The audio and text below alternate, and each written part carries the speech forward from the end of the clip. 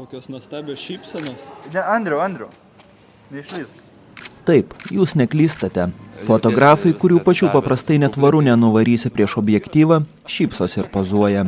Nieko keisto. Šeštadienio vakarą viename sostinės klubų taip elgėsi dauguma lankytojų. Norėjusių įsamžinti su paskutinį savo koncertą surengusiu, skandalingai išgarsėjusiu atlikėju Minedu. Jautiesi viską atidavęs publikai, atidavęs viską, ką vat galėjai. Šiandien tiesiog su prodiuseriais po ilgų derybų tiesiog buvo nuspręsta prieiti išvados, kad geriau išeiti iškeltą galvą ir, sakykime, drąsiai pasakyti sudie, negu būti užmirštam.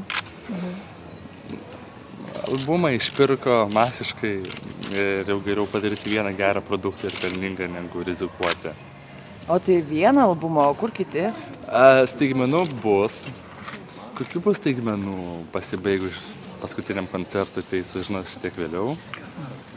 Bet ta staigmena, kuri bus, laukit, tikrai nustebins ir tikrai šokiruos, negu mano pasitraukimas iš scenos. Tiesiog, taip nesliūtis, kaip ir žadėjom.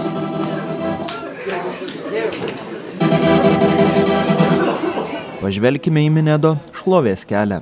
Viskas prasidėjo, kai prieš keletą metų atlikėjas per vienos televizijos laidą staiga iš niekam nežinomo šešėlio tapo žinomu dainininku.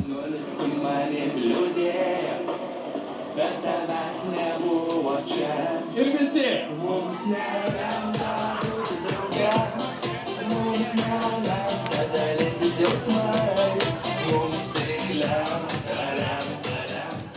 Tačiau dainininko tinklalapyje skelbiama kur kas ankstesnė jo šlovės pradžia. Teigiama, kad Minedo gimimas 1987 metais tam tikrą prasme išpranašavo Lietuvos nepriklausomybę ir paženklino šią būsimą žvaigždę lemties ženklais, sėkme ir nuoširdumu.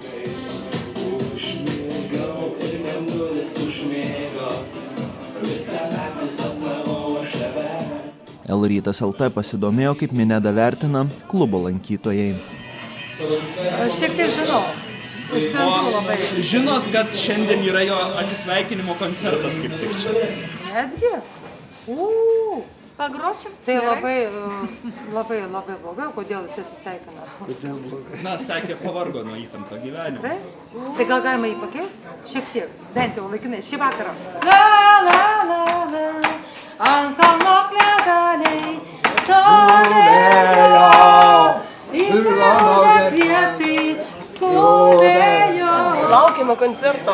Kokio? Nuostabiosios Lietuvos žvaigždės. Minedo. Paskutinio koncerto. Ne, manome, kad tai ne paskutinis koncertas. Todėl mes tokie linksmi. Jeigu būtų paskutinis, šie ašaros tekėtų mūsų veidais. Žavi mūsų jisai, nes jeigu nežavėtų, mes nebūtume koncerte. Taip, o žavi savo išvaizdą seksualią. Pirmas dalykas, čia moteris tikriausiai žavi, nors kai kurios vyrukus irgi žavi. Savo nerealių balsų, išskirtinių, Lietuvoje tokio daugiau nėra. Parašą ir pakalbėti. O tai specialiai atėjot ar? Mes taip, dėl Minedo ir atėjom. Bet jis pats čia prie mūsų dabar priėjo ir pradėjo šnekėti. Taip. Bet jūs populiaras būsi, toji mergaitė populiarė. Smerėtų taku, ėjom kartu, svaigo buvo tų jausmų, tu man sakei, viskas gerai, ir važiavai karštai. Pajūrio įkvėptas ir Baltijos bangų nugairintas dainininkas Minedas 2004 metais įkūrė grupę Atominis traukinys.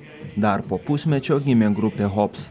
Tačiau lyderis iš prigimties suprato, jog dainavimas grupėje ne jam. Todėl nusprendė siekti solinės karjeros. Tai yra labai tikslu. Tik tai tiek. Bet suprantat, yra daug žmonių, kurie dar nepakliuvo. Čia ką, reikia patekti į tam tikras nuotraukas? Ne. Tiesiog esmė yra tame, kad tai yra šūdas, bet jis daro šūdą su... Stop, bet yra neteisybė, suprantat? Ačiū visiems ir sudie. Minedas baigė Klaipėdos Gedminų mokyklą, vėliau įstojo į laivų ir jūreivystės aukštesnėje mokyklą. Matyt todėl, kad įtraukė jūrą, beveik kiekvienoje dainoje yra pastebimi jos motyvai. Tačiau dainininkas pats turi tik vieną atsakymą į klausimą, apie ką yra jo dainos – apie meilę.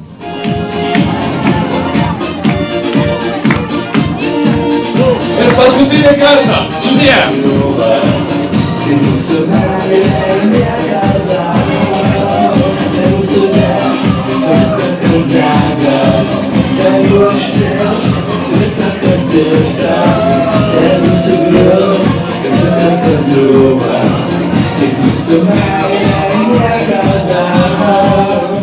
Nepaisant atlikėjo dainų apie meilę, ne visi klubo svečiai buvo draugiški pačiam Minedui.